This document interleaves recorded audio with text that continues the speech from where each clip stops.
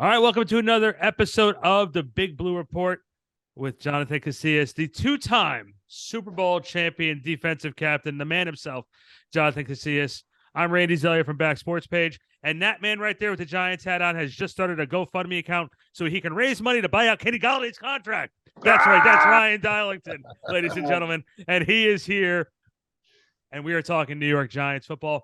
Another win, another prediction going wrong by me to sort of keep the streak going. I'm doing that for the Giant fan.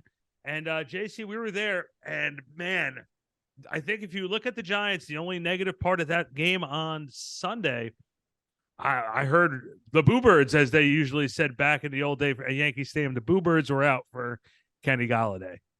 Yeah, I mean, I wouldn't say that's a bad. That's what's supposed to happen. Like you drop the first pass was a little hard. It was out there, but I mean, when you're making $21 million, that shouldn't be that difficult for you. And the second pass, man, I mean, wow, like that was like really bad. Do you Like, remember what I said to you at really halftime? I said that was the first time I ever felt a crowd go after a guy. yeah, That was the first time, and $72 million is a lot of money, and yeah, you, especially when in a position where you have a need right now, you cannot have yeah. That that was happen. bad. And we were high on him in terms of like, we had a lot of positivity towards this week for him.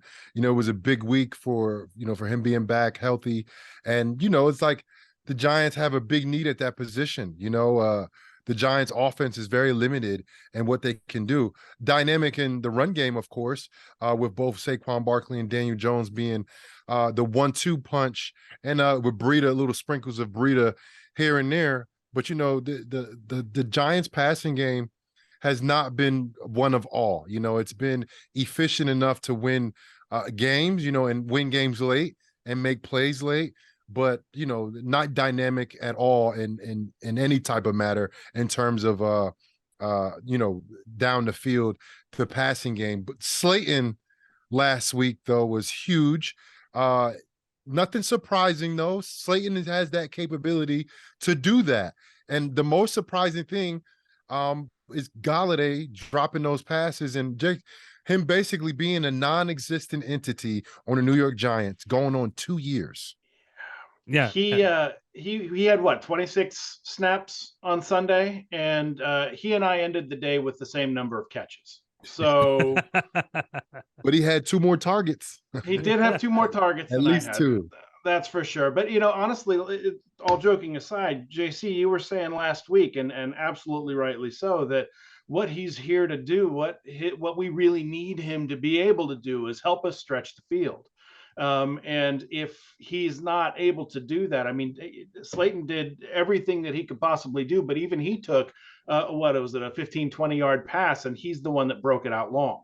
I think it was a little shallower than that, actually. It might have been. So, I mean, at the end of the day, he made a play with his legs and made DJ look good, and inflated the numbers. But honestly, we can't. I feel like we can't go game after game after game with 17 pass attempts.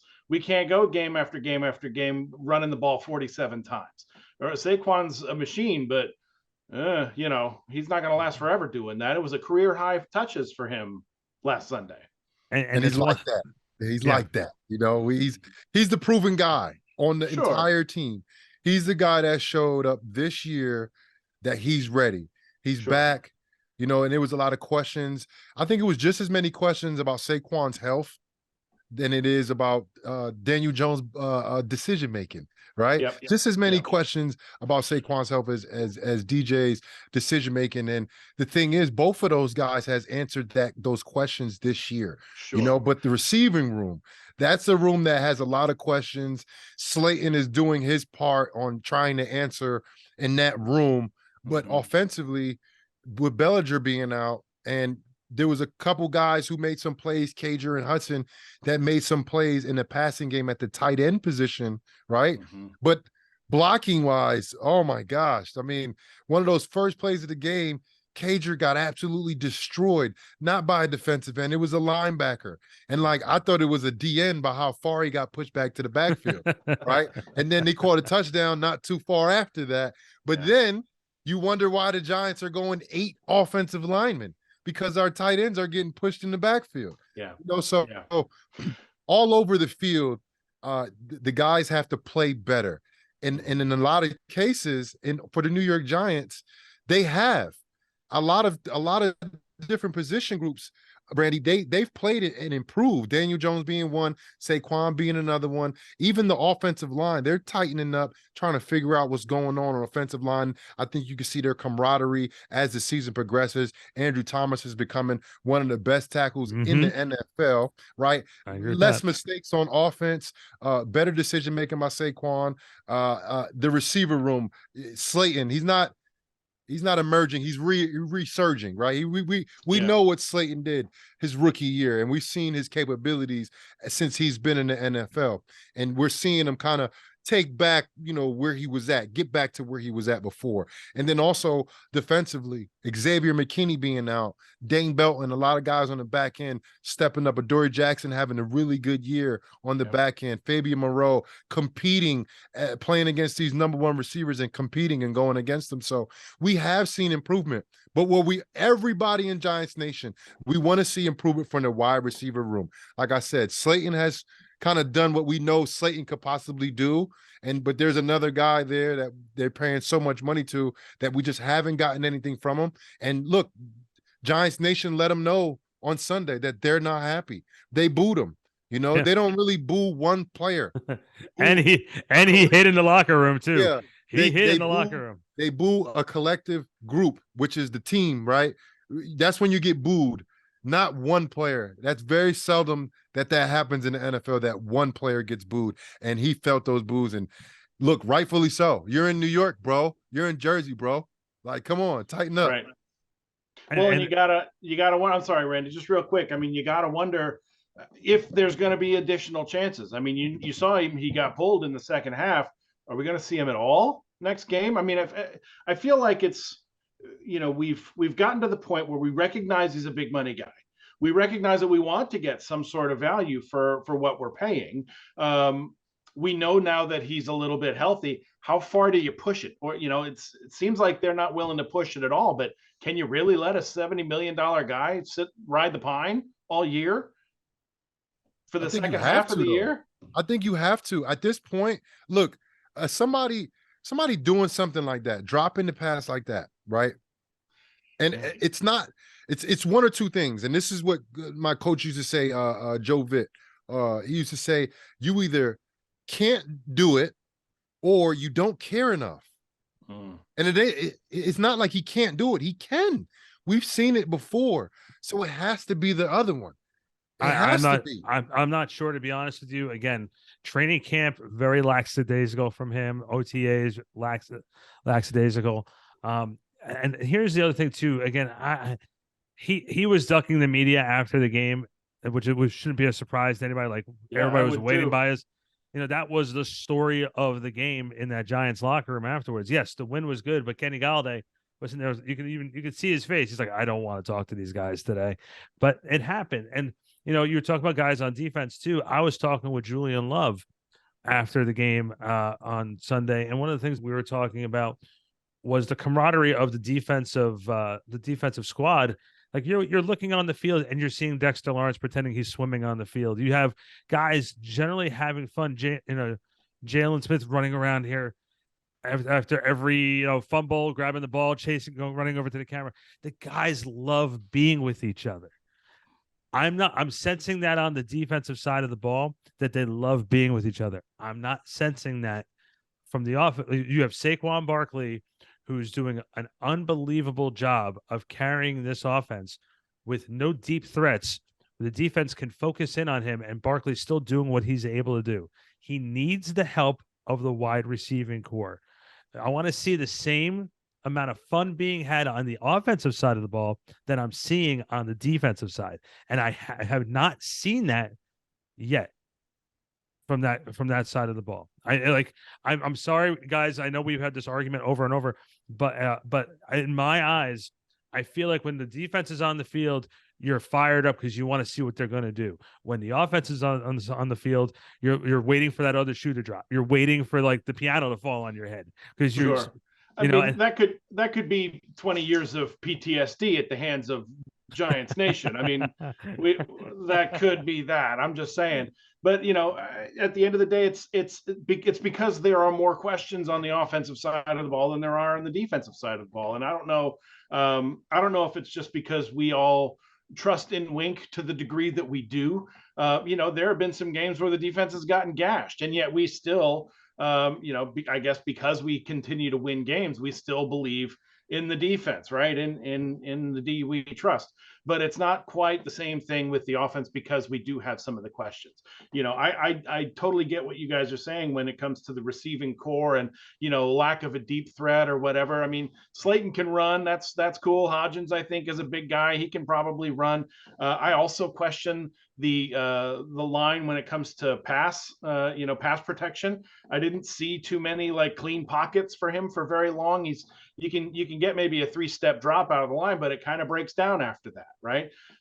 So there are questions along those lines that you have to have those welling up in you inevitably when you see the offense out on the field, and it's not quite the same with the D. And JC, I have to ask this question too. I just brought up the fact about how much fun I'm watching the defense have. Have you ever had a unit that you played with that you can say that you guys were just like tight every play? You guys are out there sort of having fun because you guys know you have each other's back and you can sort of just laugh with each other while you're doing it. Have you ever have a unit that was that tight? Every unit I played for had some type of a degree of that, and the Giants, we were tight, especially when Kelvin Shepard, the linebacker coach for the Lions, who I spoke to the other night, and he's coming, so me and him supposed to get together on Saturday night. I might have him hang out a little late, have him hanging out a little late the night before, get him off his game a little bit. But when Kelvin Shepard came over from I think Miami, it doesn't really matter where he came from, but when he came over to New York, he was a glue guy right away. He was a guy who me and him hit it off right away. Him and JBP hit it off right away. I know JBP. He's a friend of mine. He's been a friend of mine before I came to the Giants, but I didn't really hang out with him off the field that much. I've seen him, but like it wasn't coordinated really, right? Kelvin Shepard got us to hang out all the time, all of us. And it was so casual, but we was doing it on a consistent basis. And it was Kelvin that did that. Kelvin was the one that was like, JC, I'm going over to JVP house later. You want to come? Oh, yeah, of course. I'll go through. I know he lives in Secaucus. That's right on my way home. You know what I'm saying? So like, you need guys like that.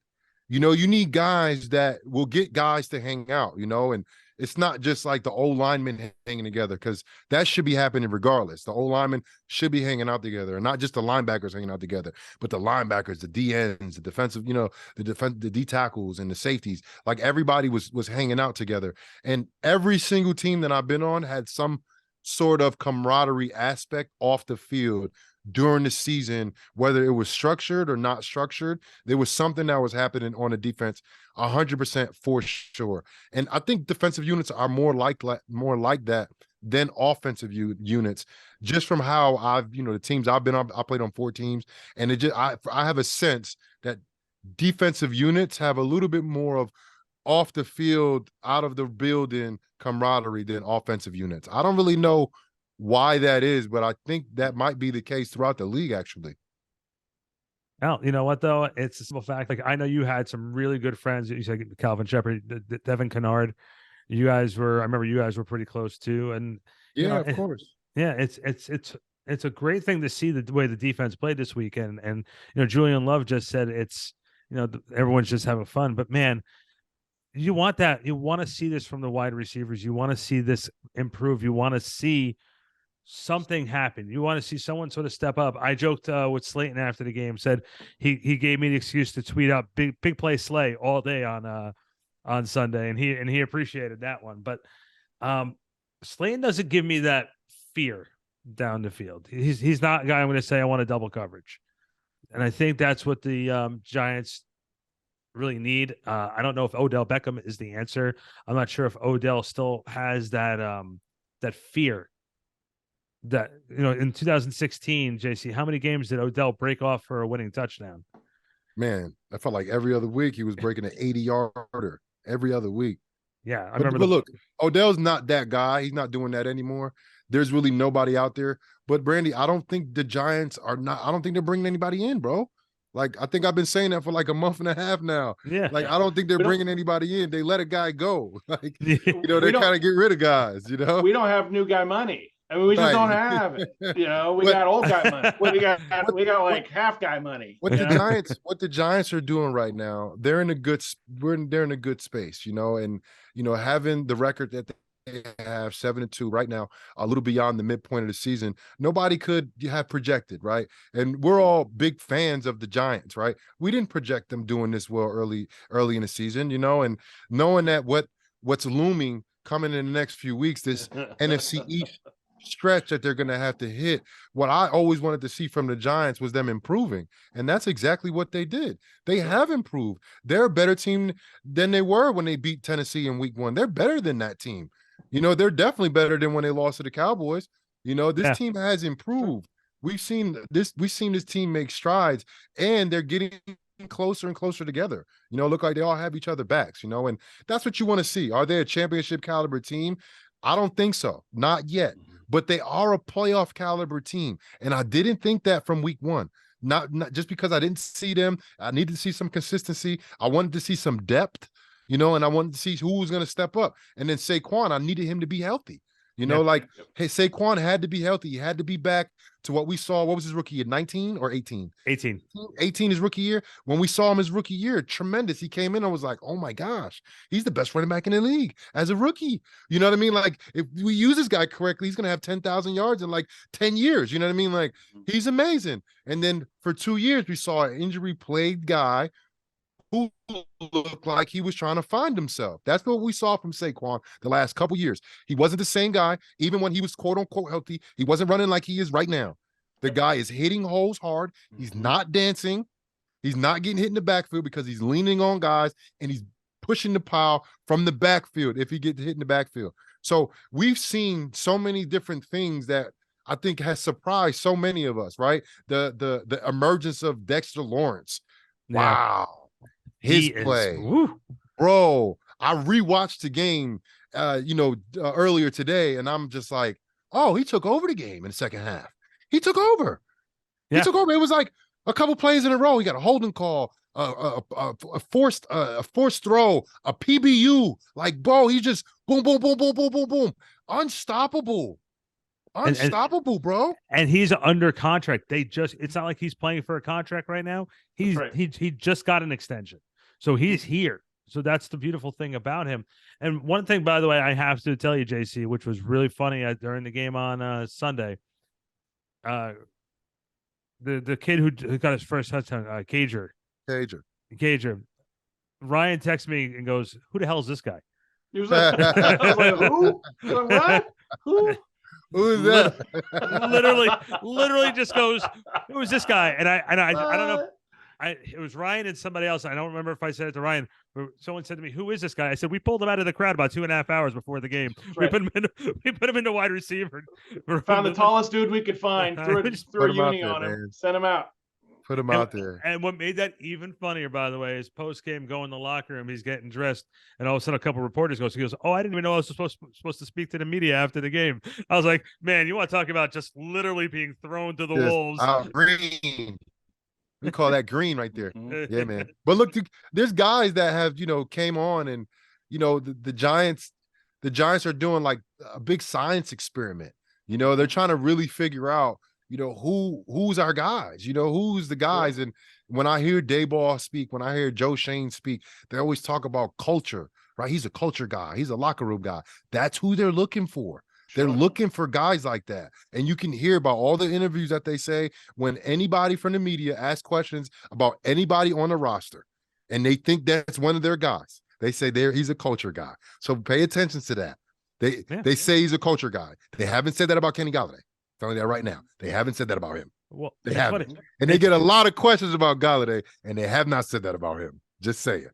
But you just said a key word is being a culture guy. I listened to an interview with Patrick Mahomes this past week, and they discussed about how they're going for another division title. And he says, well, we're excited because we have some new guys that are new to our culture or what we do here. So that's the key word that you're saying is the Giants have not had a culture here for a while, or the culture they had has not been a positive one. You were right. You were right. There was no culture here. McAdoo tried to do something on his own. I feel like when he took over for Coughlin, the good year was in 2016. He kind of fumbled the culture.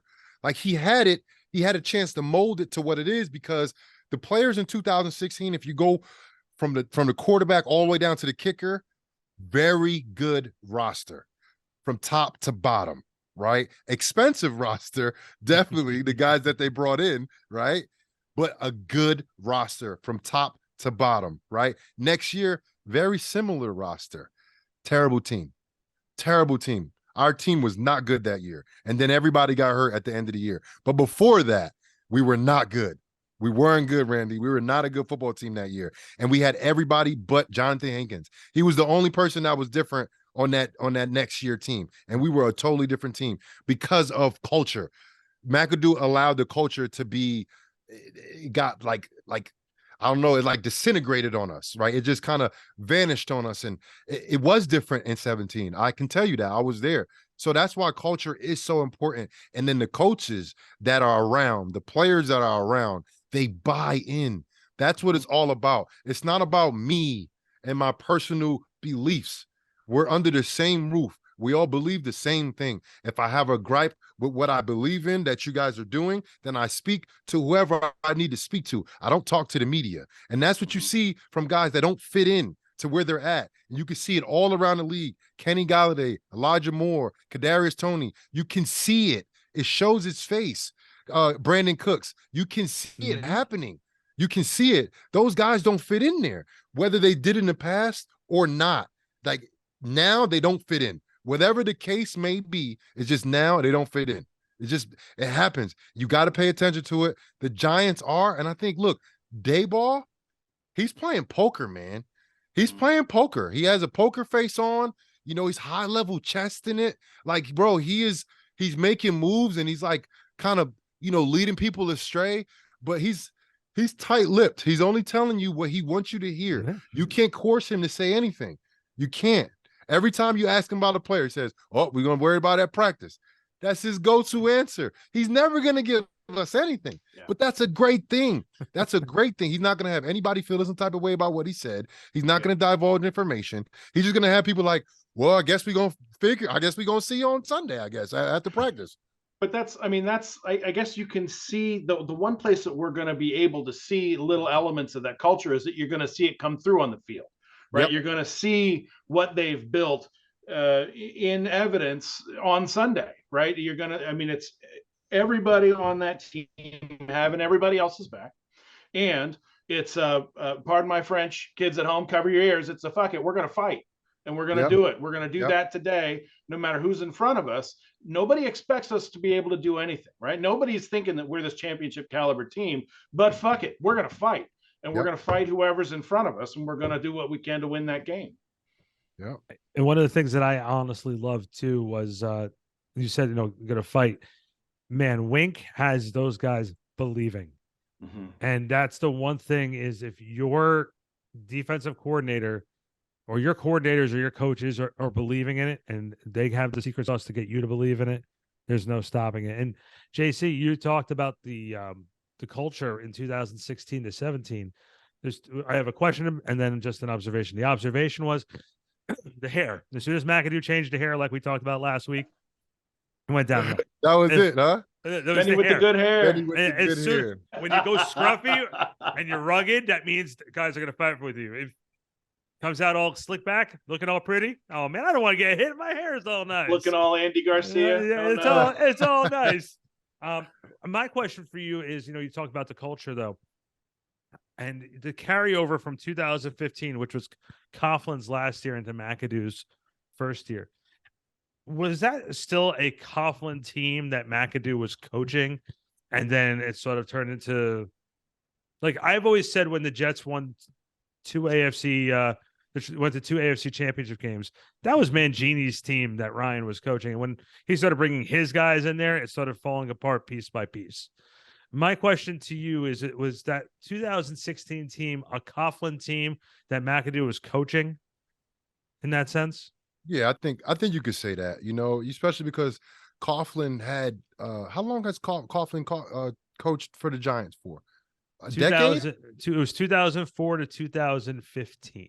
Yeah, so over a decade here in New York, right? 2 Super Bowls and a culture that everyone knew what they were when you faced the Giants. You knew what you were going to get. You're going to get hard-nosed running backs, sometimes a big 6'4" DN looking running back, or sometimes a small little running back that can run you over still, right? And then a defensive line that was going to give you chaos all day long, all day, from the beginning snap to the end whistle, right? Every single play, they were going to get after you on the defensive line, right? That was the culture established by Coughlin and the New York Giants, right? Be 5 minutes early. That was always Coughlin's deal. Yes, it was still there when Coughlin left. It was still there, right? I was brought in under Coughlin's regime, right? Jerry Reese, he was the one that signed all the other guys, and I'm not, look, I don't want to take anything away from Ben McAdoo, because it's not an easy thing to be a head coach in the NFL, and I think he made a couple mistakes, but I don't know if I told you this story, if I said it already about how he checked up on me. Did I tell this story already? Yeah. Like, come on. Like, I can't talk bad about him. I'm just trying to speak, as objectively as I can, but I love McAdoo. I got a lot of respect for that man and what he did for me personally and my confidence. He allowed me to flourish when I was there and I was a captain under his regime. So I'm not going to speak poorly about him, but I think he did some things wrong. And I think he might have fumbled the culture aspect of the locker room, because he had a good locker room. It was probably the best players that the Giants have seen in a long time. And I don't know if you can actually replicate that roster again from top to bottom. Like our corners were Dominique Rodgers-Cromartie, right? Mm-hmm. Jack Rabbit. And I don't care. Eli was decent his rookie year. Eli Apple was a good player at one point in his career before he started opening his mouth. He was actually pretty good, back then, But like, we had guys, and then bringing in Olivier Vernon, bringing in Damon Snacks Harrison. Mm-hmm. Yeah. When Snacks came in, he was the best D tackle in the league. He was a phenomenal player, right? And you go all around, and a young Odell, right? A young Odell Beckham Jr., right? And they're not going to be able to get that locker room again. But honestly, it doesn't matter, because they're establishing culture. And when you do that and you can win games, the place looks a lot happier. People want to come to New York and play. People want to come here when you're winning games. People are looking at New York now like, oh, I can go down there. I can go down there now. I can put up with the cold. Hey, they need a receiver, right? Yeah, I can help them out. I'll go down there. You know what I mean? But like before, it's like, nah, I don't, I can't. So that's culture. That's what that is. That is culture. And that's what the Giants are establishing. So I look forward to what this Giants team is going to be in the future. And then looking, forward to this weekend, I look for them to try to give a dominant effort, man. Like, the Lions are a capable team. They can score 40 points at any given time. We've seen it happen this year. They had 31 last week. And the guys can score some points on offense. Very capable running back. Jared Goff is looking like Jared Goff of old, which he was a very talented quarterback at one point. I don't know how he became terrible. Not by my eyes, but people called him terrible this year. It was like, Jared Goff is terrible. I don't see that. Not from the games I watch from him. He looks good. He looks really good. Amon-Ra St. Brown, coolest name in the league by far. Super cool name. Coolest name in the league. Making plays. They're using him like Deebo Samuel, and he's making plays like Deebo Samuel. They're very capable. They got a good special teams unit. They just have been on the losing end of a lot of games. And at the end of the year, you're going to look back and be like, okay, the Detroit Lions weren't that good, but they were competitive, right? The Giants need to do what, I forgot who blew them out. Somebody blanked them. Somebody blanked Detroit. There was 0. The Patriots did. Patriots, I think, blanked them. They had 0 points. Giants, put up a donut game. You know what a donut game is? When the other team has a donut on their scoreboard. That's taking it to the next level, right? That's taking it to the next level. Like, hey, NFC East, we are here. We are here. And see us, right? Because people are respecting the Giants, but we want the respect from the division. That's who you want Yeah. the respect from the Commanders, the Eagles, and the Cowboys. That's who you want the respect from, and all of that is coming up. Oh yeah. Yeah. Well, and respect has to be earned, right? Mhm. And you're going to have to go punch somebody in the mouth to get their respect, and so that's what we're going to have to do with the Eagles. I can't believe that the Commanders figured them out, but whatever the heck they did is something that we need to think about doing when we're playing the Eagles. Because I mean, this is we have. I guess it was Pro Football Forecast, something like that. They said that we have the hardest schedule in football for the remaining 8 games of the season. Mhm. So if we're going, I think it's interesting. We've all kind of noticed and made some determinations about what we've seen out of this football team so far, right? And I actually think we're pretty similar, just in terms of where the franchises are. We have a lot of similarities to the Detroit Lions, right? And a lot of the games that didn't go their way, some of those went our way this time, and we've been part of seasons where they didn't go the same way. I mean, it's those little things that happen throughout the game that make a game go one way or the other. They were on the losing end of them this year. So far, we've been on the winning end of this year. But I think we're very similar teams in terms of the fight, in terms of the new staff, in terms of the new culture and the mentality going forward, what it's going to be. But I mean, what's really going to show us as fans and as a team and as a coaching staff what we're made of, it's going to be this next 7 or 8 games where we go through the grinder and see what we look like when we come out on the other end. Mhm. What scares me about Detroit is the fact that they can put up points, and the fact that putting up points for the Giants has been at times an issue. Because again, Ryan, I promise I'll let you get your point in. I promise. Yeah. But this organization went for a long stretch of having a hard time scoring 20 points. Okay. And it's gotten a little better at times this year. It's more of the game situation. But I always say for the Giants, getting to that 20 point mark is a sweet spot. If you can get there, they have a shot. But not when the other team is at times dropping 35-40. Yeah, and I mean, I just wonder. Part of me wonders about the offense in and of itself. They're always trying to score, right? They're trying to score on every play, but I have to wonder if what we saw in the Texans game, if it was there was a concerted effort to run more than throw. Effort to run more than throw. And I'm wondering if they're not letting Daniel Jones open up a little bit, right? I mean, he was what, 76%? Yes, last week. Very efficient. Very efficient with the ball. And if you think about the 3 incomplete passes or 4 incomplete passes, 2 or 3 of those were drops, right? So, I mean, at the end of the day, he was a super accurate thrower. And if you see that he's having a day like that, don't you want to open him up a little bit? And is there a reason why they didn't? I have to wonder if there was some reason why they didn't. It can't just be because all our receivers are crap. We've seen them have games. We've seen Sills have a game. We've seen Marcus Johnson come out of nowhere and have a game. We've seen guys that have stepped up and actually done that, but they didn't let him throw the ball. And I'm wondering if it was I think it's the game plan. Right. In weeks past, I think Seattle, the Giants opened up with like 7 straight runs. Excuse me, 7 straight passes. Yeah, 7 straight passes. And I don't know why they would do something like that, to be honest. I don't know why. Yeah. Right. I don't know why. That's a little intense with the passing, because you have Saquon Barkley sitting back there like, come on, what are we doing? But now, after the bye week, they self-scouted, they sat back and analyzed themselves, and they came out of the bye week like, we are a running, physical football team. That's what they said. And they looked, and that's what they did. 47 rushing attempts, 35 by Saquon Barkley's career high. And he made every single one of them count. Every single one of those runs he made count. And that is the difference, right? But this is what I got to say about the offense and how they're featuring or not so featuring of Daniel Jones. He's doing more by doing less.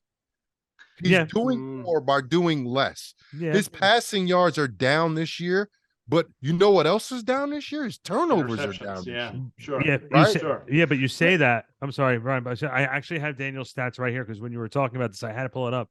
Daniel has thrown over 200 yards only twice this season. Yep. He only has 8 touchdown passes, but only 2 interceptions. Yep. So the interception number is good, you want to keep that low. The touchdown number is a little low, but again, only 2 games over 200 yards, 217 being the high against the Packers. The last time he did it was against the Jaguars, 197 last week against the Texans, and he also threw for 196 yards against the Dallas Cowboys. So he's taking care of the ball. Right. He's making good decisions. He's he's not playing hero ball where he gets into trouble and he just wings something up hoping for a miracle. He's doing the right things. So yes, you've got Saquon Barkley. Yes, you've got a great, run blocking line. Wouldn't it help to let your quarterback, who's being very efficient and who's throwing good balls and is accurate and is making good decisions, wouldn't it be a good idea to get him more involved in the game plan? I guess, and they have to see that. So I have to wonder why. No, I don't think so. I don't think so. You do what it is. You do what is necessary to win the game. Sure. Like let's take the guy that Dayball came from the Patriots, right? Let's rewind to when it was super windy. It was Bills versus Patriots, and they threw the ball 3 times. Yeah, remember that? Yeah, for sure. And it's like, for sure. Throw the ball more. Why would you throw the ball more? You know what I mean? Like, just like this past week, throw the ball more. But why when the running game is working? You know what I'm saying? Like, you're giving it to your best player, and he's doing what he's supposed to do, and he's protecting the football. And you're right.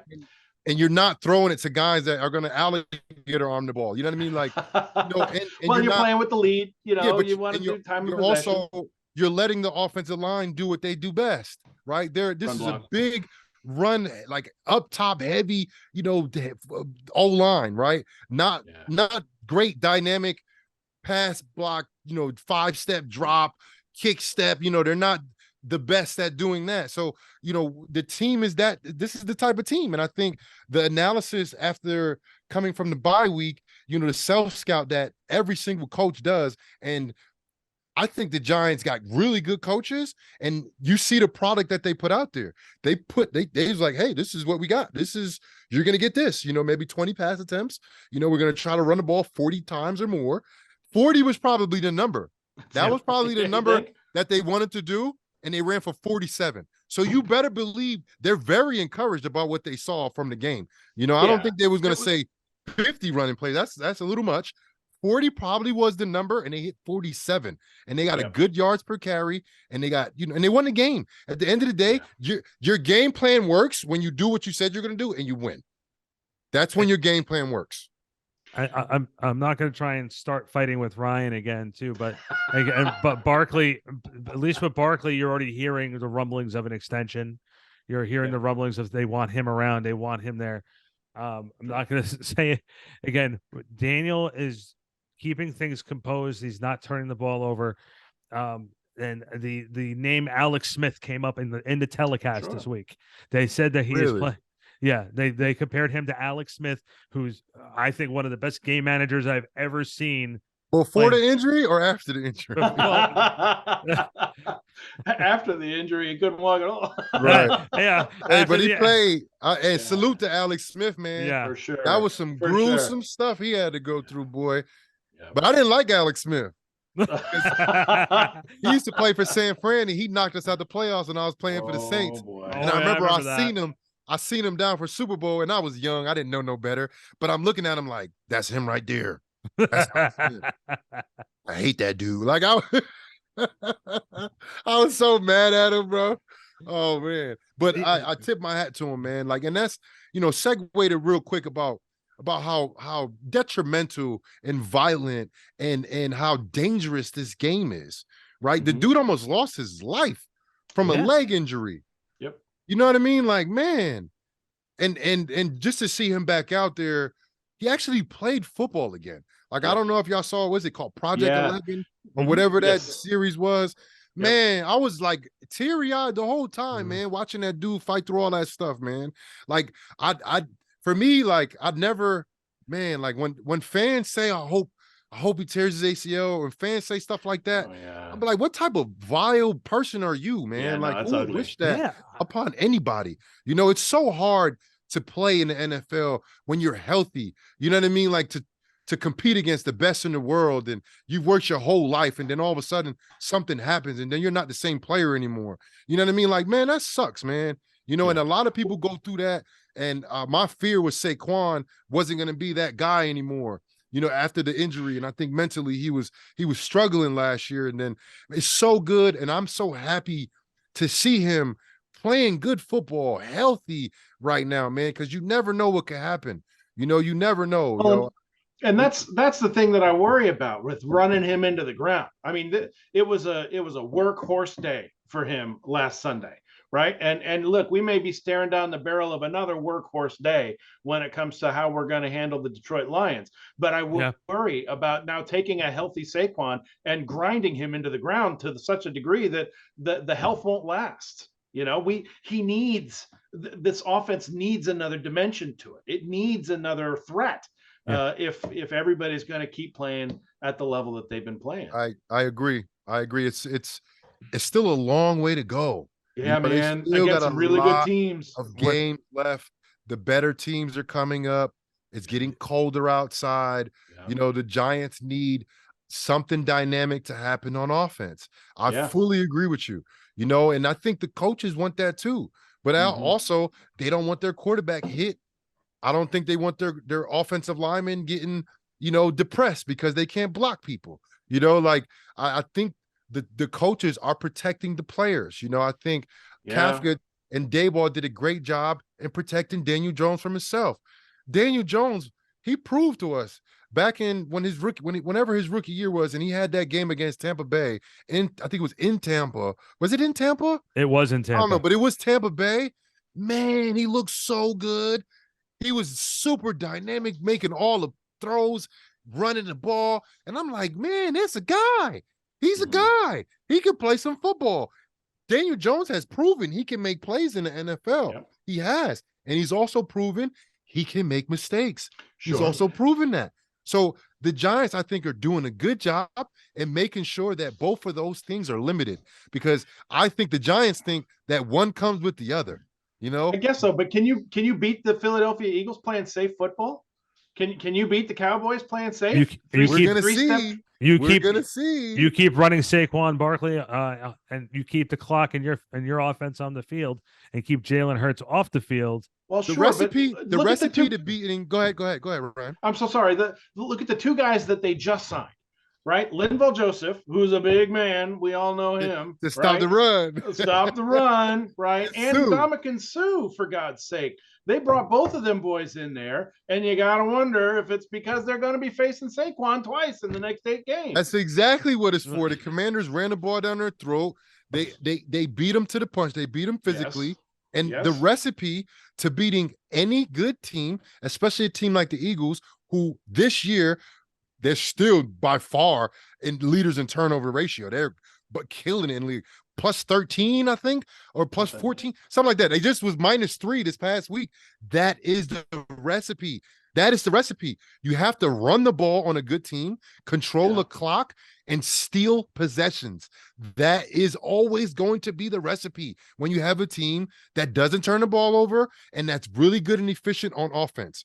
You can't let them stay out there and get into a rhythm. Right? That means you have to be able to run the ball and keep the ball on your side and then steal a possession, interceptions, fumble recoveries, all that, fake punt, right? Fake something. You have to steal a possession that throws everything off whack. These teams offensively, the good teams in the NFL, they have a script. Everybody knows that. They call it the first 15. Everybody knows that, right? That's why sometimes you look up, all of a sudden it's halfway through the first quarter, it's 21-0. Holy shit, what just happened? That's because they ran their first 15. They was like, you know what? Let's do it again. Run it back, because they can't stop us. And we have the ball. You know, so you don't want teams to get in rhythm. You throw them off rhythm. You create a turnover. That's what you do against a good team. And the Eagles, if they cannot turn the ball over, they won't lose. Like, they're that good of a team. If they don't turn the ball over, they won't lose, right? The Giants, looking down the road, playing the Cowboys, playing the Eagles, playing anybody, especially the Vikings. You got to steal a possession. You have to get turnovers. You have to sack the quarterback, strip the ball out of his hands, right? You have to do things like that in order for you to win a game. You have to. I guess that's my other point, though, because the other thing that you have to do is be a dynamic offense. Right? Hey, Ryan just gonna keep hammering that. I'm just going to keep hammering it at it. Keep Listen, hammering we that thing in there, we man. can't win those games just running the ball. We But can't. I think you can. I think you Against can the because I've Eagles? seen it happen. I've seen it happen. I just don't think. I don't think they should do it. You know, I think they can do it. I think they can, and I think that's what the Giants are preparing for. You know, I'm not saying they shouldn't throw the ball downfield. Don't get me wrong. I keep saying they need to stretch the field because it will help everything out, Ryan. I'm in the full agreement. I'm gonna stop fighting then. They need to 100%. I just don't think they need to do it to win one of those tough games. I think, like, let's say it's snowing, right? They're not going to be passing the ball. No, you're right. You're right. It's situational. It's raining really hard. They're not going to be. So it's like, can they do it? I think they can. I think it's possible. Okay. And Ryan just said the key thing. It's situational because you know what? On paper, they're not supposed to beat the Baltimore Ravens. On paper, they're not supposed to beat the Tennessee Titans. Yeah. Okay. Some of these games we weren't supposed to be winning. They were in it. They took advantage and they made the plays they had to play, the plays they had to make. And just a reminder too, guys, the Giants, even now at 7-2, are not playing for 2022. Right. You know, who's not, Randy? Who's not? Who's not playing for 2022? The Giants are not. Like, reality is, if they're still quote unquote evaluating everybody who they want for their core, for that culture, for the future. The front office, maybe. No, I hear that. Playing for 2023. That's the front office. Remember who you talking to right now? Yeah. Right. No, the players. None of them players playing for next year. I tell you that. I'm telling you right now, the Cincinnati Bengals. The Cincinnati Bengals last year were not sitting there saying, "Oh, we ain't playing for 2021 as we played in the Super Bowl." We are playing. The players are playing for this year because there's nothing guaranteed, especially as a player. The only safe guys in that building right now are the coaches, and that might just be only Dayball. It might be only Dayball. I think Wink got himself another year. And Wink, and those might be the only two guys. I don't think I can name another guy that is safe. Everybody else, even Saquon is not safe. Remember, Peyton Manning got cut. Don't forget that. Yep. Peyton Manning was cut. Yeah. Don't forget that. Yeah, it's, you know what, you're 100% correct. And sometimes you just have to, but that's the thing though. You know, you look at it from the player perspective and you're like, yeah, we're all in right now. But you look at the front office and obviously there's moves that I'm not sure if they really could have made at the trade deadline. We like Ryan said before, we were shipping people out. We were taking talented receivers and shipping them out. And if you watch Kadarius Toney play with Kansas City, he's making plays for them right now, you know. But I think right now it's about building the culture. The culture has been established because it's coming from the coach. If Brian Daboll is not in the conversation for Coach of the Year this year, I would. He love was mid-season, wasn't he? Mid-season Coach of the Year. Somebody give him that honor. Yeah, I would. If he doesn't get it, I want to see who does. Well, I mean, slow down. You still got a lot of long way to go. No, but still. At the halfway point? No. Yes.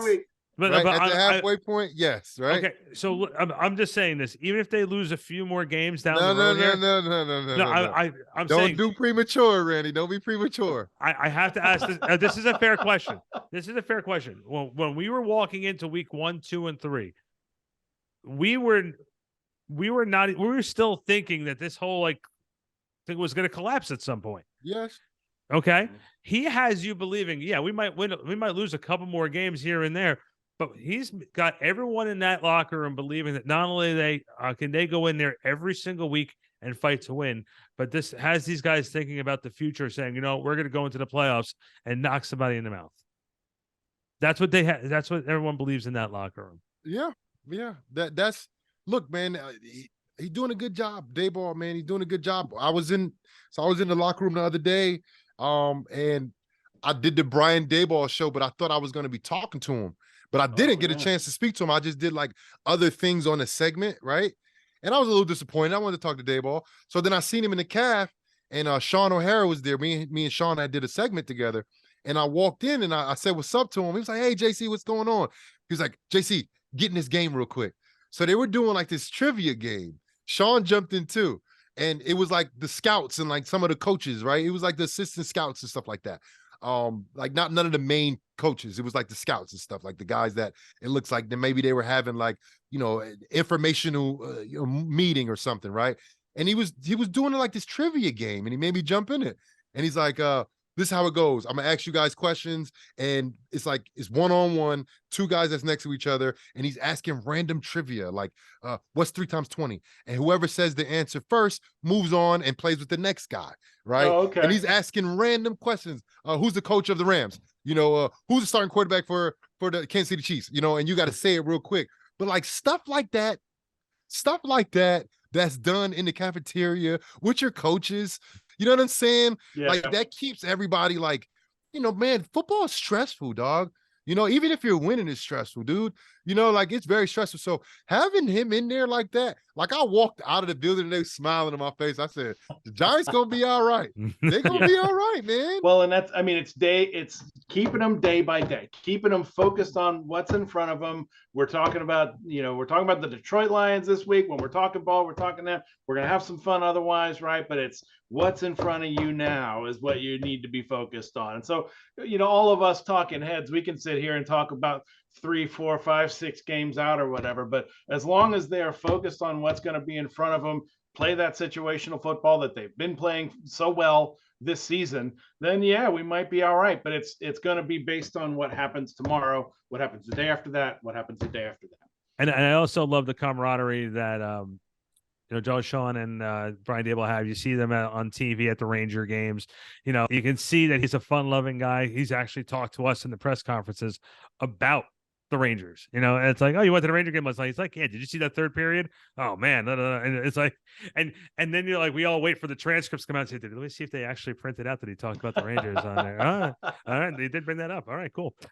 So guys, I gotta ask this question. Let's transition real quick to this Sunday. The Detroit Lions, we've already been going for like an hour, so let's give our predictions, or at least my prediction to go wrong. And JC, we'll start with you. Well, looking at the Lions on film, kind of watching them and paying attention to them the last couple of days as they're preparing to come to New Jersey to play the Giants, they look a lot better on film than they do on paper, if that makes any sense. Yeah. Especially offensively, they can score points. They got shut out against the Patriots, and I think another team limited them to about 3 to 6 points. Not good, but they scored 45 or 48 points one time, and they're very capable of scoring points. So I think they're a dangerous team. They're very opportunistic on the defensive side of the ball. Aiden Hutchinson he's a game changer. He's a very good young defensive end, Michigan kid that just kind of stayed in the hometown, so he's going to be a fan favorite. And the corner, what's his name? Azuda, what's his name? I just probably butchered that kid name. What's the kid name from Ohio State? The corner, number 1, that kid. What's his name? I forgot his name. Yeah, that kid. We'll call him that kid. He had a touchdown last week, interception. But that is a very talented corner. Very talented. I forgot his name. Okuda, Jeff Okuda. Jeff Okuda. What did I say the first time? It was something like that. Jeff Okuda. Close. I was close. Did I butcher it? Probably so. Close. Well, you just said number 1. Right. We're good. Both of these teams, the Giants and the Lions, have played a lot of close games, right? Most of their games were close games. Giants winning most of their close games, and of course the Lions losing most of their close games. So I think it's going to be a close game. I don't know if the Lions are capable of scoring 40 points on the Giants, but I think they can get into the high 20s. So that means the Giants have to outscore them.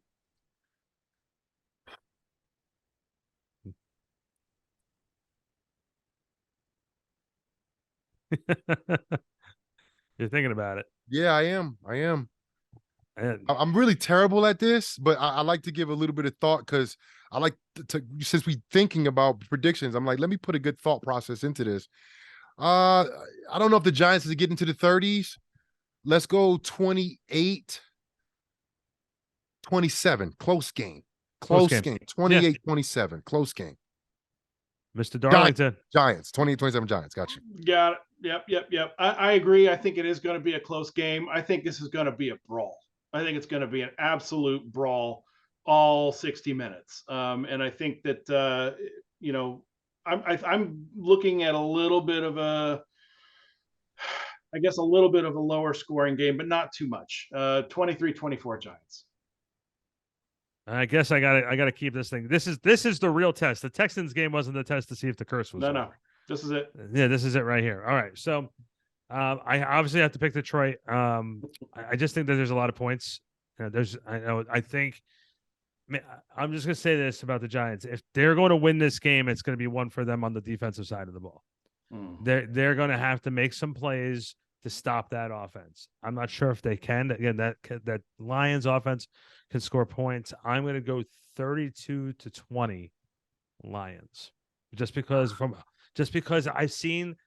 Look, if it's one thing for your defense to play balls out all the time, and the way they've been doing all year, but eventually your offense has to have some sustainable drives and go down the field and put points on the board. And I'm not sure. I know the Lions have the weapons to do it because they've been doing it all year. I don't see the same weapons for the Giants. I see Saquon Barkley. I see Slayton have a couple catches here and there. You're not even sure if Wendell Robinson's going to get on the field this week because he just retweaked his injury, retweaked the hamstring. So where are the other weapons for Daniel to either throw the ball to? Are we grabbing more people from the stands this week and putting them out in the field like we did last week? JC, it's almost like they have an unbalanced offense. Yeah, fellas. JC, interested in playing receiver this week? Listen, I'll be glad to take $72 million and not catch the ball like Galladay. Okay, I'm just saying. I would sign up for that for sure. Right? Yeah, seriously.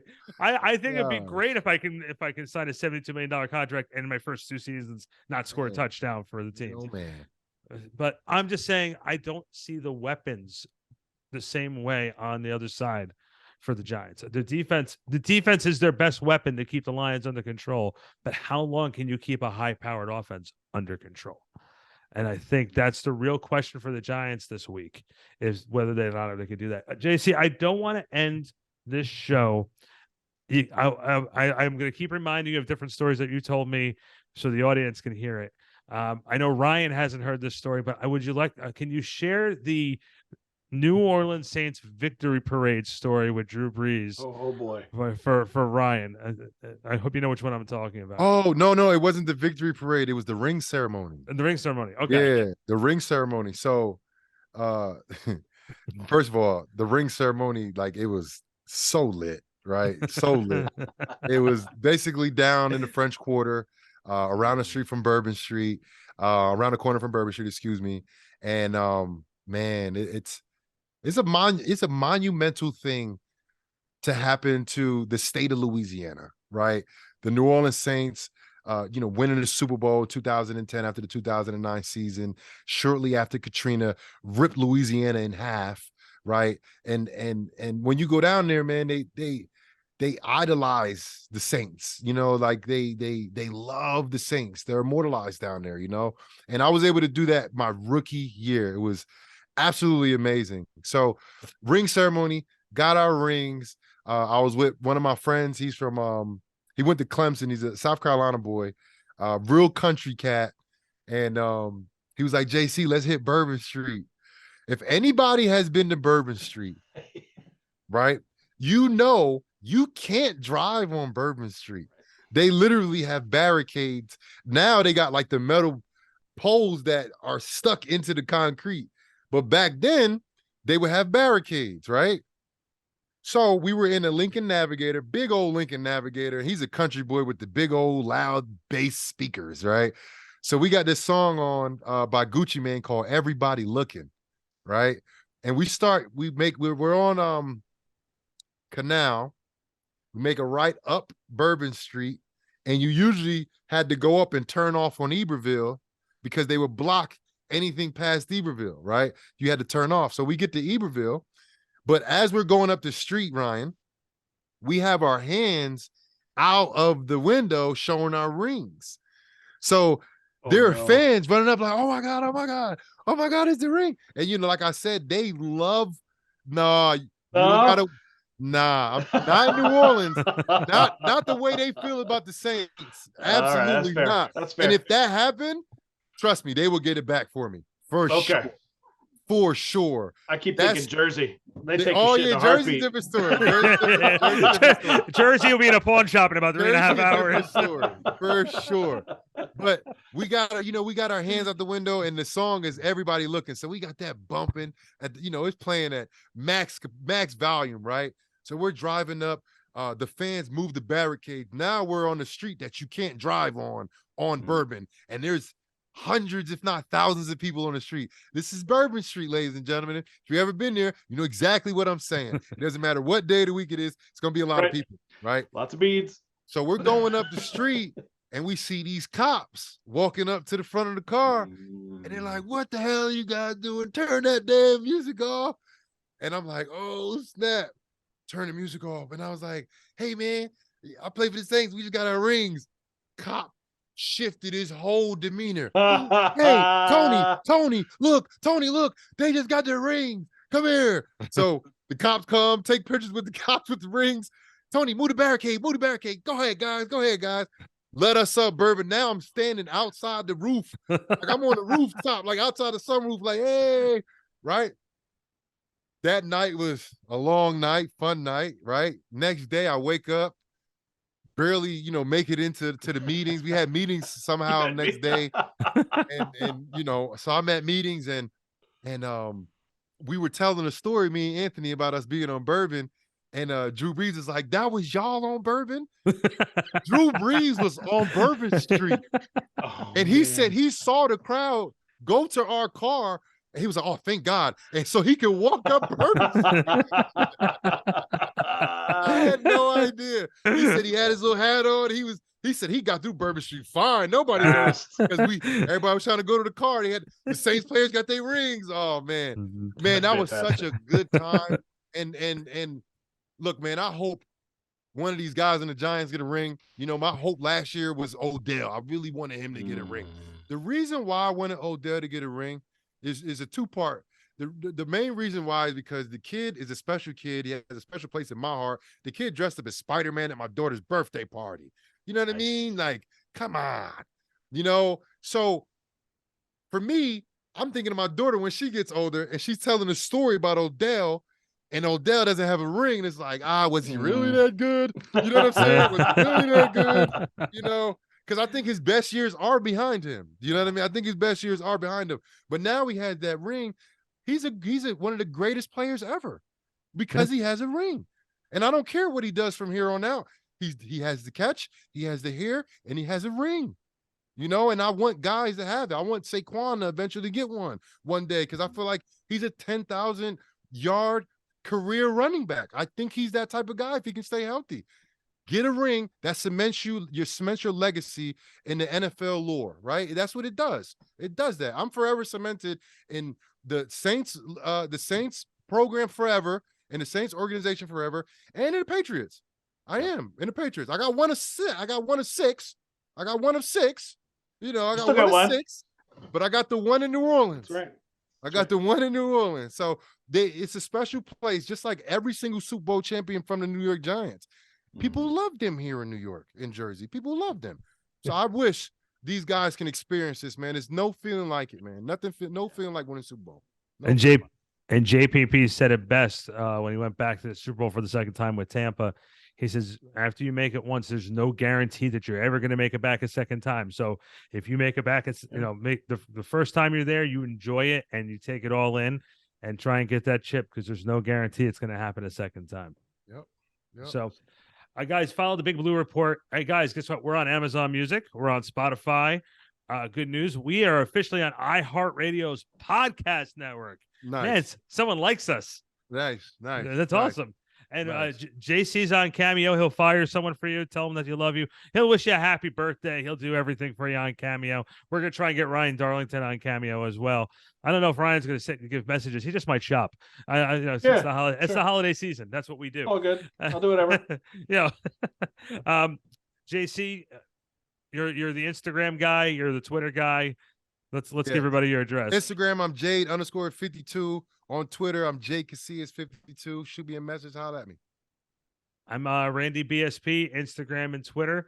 And of course, everything's on backsportspage.com. And Ryan Darlington, yes, is still doing the GoFundMe account for That's cool. terminating Kenny Galladay's contract. We're gonna get shirts made up for that. You know, buy it out. Yeah, GoFundMe / fire Kenny or buy out Kenny.